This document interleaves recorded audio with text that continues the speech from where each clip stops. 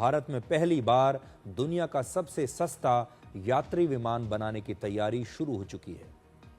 भारत की Hindustan aeronautics limited यानी HAL ने रशिया के यूनाइटेड एयरक्राफ्ट कॉरपोरेशन के साथ मिलकर 27 अक्टूबर को एक समझौता किया है।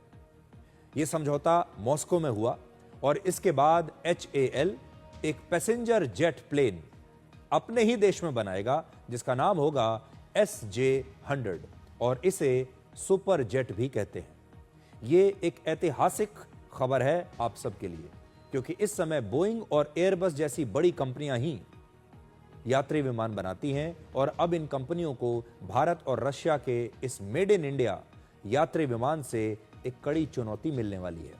ये जो नया विमान बनेगा जिसका नाम है SJ-100, ये डबल इंजन का विमान है, यानी इसमें 2 इंजन होंगे जिसमें 108 यात्री बैठ सकते हैं और इसकी रेंज 3500 किलोमीटर है। यानी ये विमान भारत के श्रीनगर से श्रीलंका के कोलंबो तक नॉन स्टॉप बिना ईंधन भरे उड़ान भर सकता है और इसमें 108 लोग बैठ सकते हैं।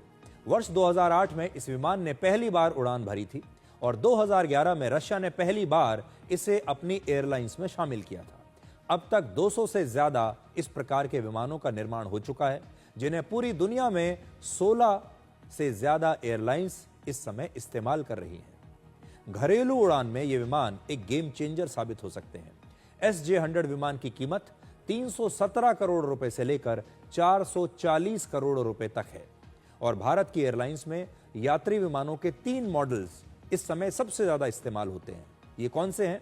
पहला है बोइंग कंपनी का 737 मैक्स जिसकी कीमत करीब 877 करोड़ रुपए है।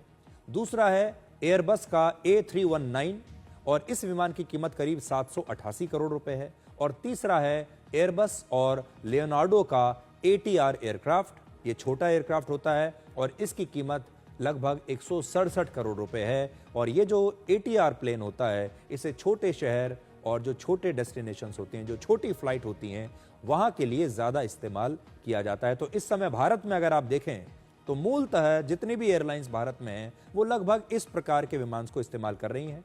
ये सिर्फ एक विमान नहीं है बल्कि हमारे लिए एक क्रांति की तरह होगा, क्योंकि भारत में यात्री विमानों का बाजार तेजी से बढ़ रहा है और हमेशा हमें इस बात का दुख रहा है कि हम कभी भी अपना एक यात्री विमान नहीं बना पाए।